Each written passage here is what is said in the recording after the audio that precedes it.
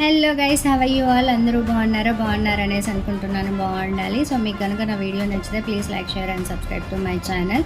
So ప్రస్తుతం ఈరోజు నేను టాపిక్ వచ్చి అల్లు అర్జున్ గురించి చెప్పాలనుకుంటున్నాను. సో అల్లు అర్జున్ గారి బర్త్డే April 8 కాబట్టి సో అల్లు అర్జున్ గారు బేసిక్గా ఎప్పుడు పుట్టారు, ఏంటి, సినిమాల్లోకి ఎలా వచ్చారు అనే దాని గురించి ప్రస్తావించాలనుకుంటున్నాను. సో అల్లు అర్జున్ గారు అల్లు అరవింద్ మరియు నిర్మలా దంపతులకు 1982 April 8న పుట్టారు తమిళనాడులో.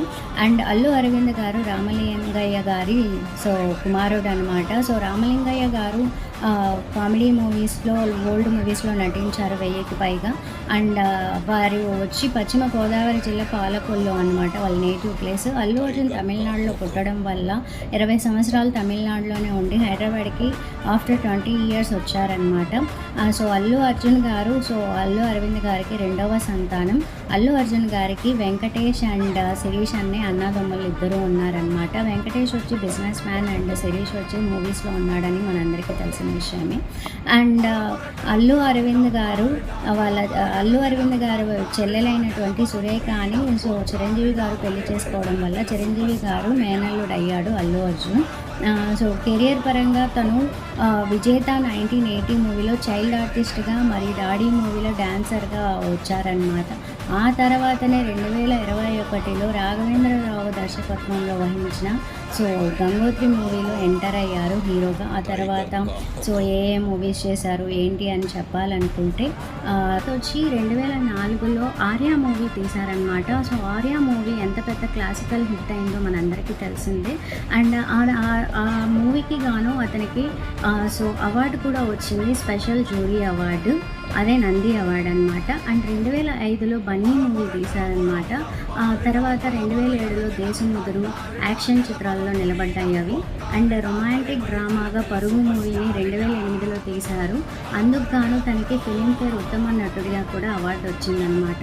తర్వాత అల్లు అర్జున్ ఆర్య 2 2009లో రిలీజ్ అయింది. వేదం 2010. వేదం ఎంత పెద్ద సూపర్ హిట్ అయిందో అందరికీ తెలిసిన విషయమే. జులాయి సినిమా చూసారంటే కామెడీ అండి.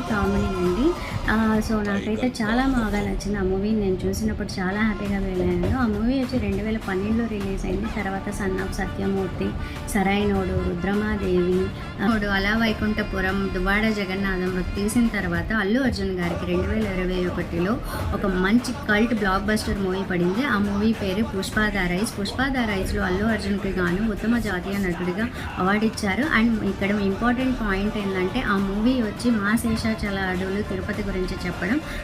అండ్ తర్వాత జనాలందరూ కూడా వెయిట్ చేసేది అల్లు అర్జున్ గారి పుష్ప ద రూల్ గురించి, పుష్ప 2 గురించి. నేను కూడా మీతో పాటు వెయిట్ చేస్తున్నాను. అండ్ అల్లు అర్జున్ గారి బర్త్డే సందర్భంగా ట్రైలర్ 2 రిలీజ్ చేస్తున్నారు. లాస్ట్ ఇయర్ ఒక ట్రైలర్ రిలీజ్ చేశారు. ఆ ట్రైలర్ ఎలా ఉండిందో అందరికీ తెలిసిన విషయమే. ట్రైలర్ 2 కూడా బ్లాక్ బస్టర్గా ఉండబోతుందనేసి అర్థమైపోయింది. జనాలందరూ కూడా ఈగల్గా వెయిట్ చేస్తున్నారు. అండ్ ఇంతసేపు మీరు నా వీడియోని చూసినందుకు thank you so much guys. And మీకు కనుక నా వీడియో నచ్చినట్టయితే please like, share and subscribe to my channel. నా ఛానల్లో నేను 500+ రీచ్ అవ్వాలనుకుంటున్నాను. సబ్స్క్రైబర్స్ని 200+ ఉన్నారు ప్రస్తుతానికి. ప్లీజ్ అండి like, share and subscribe to my channel. Thank you so much once again guys.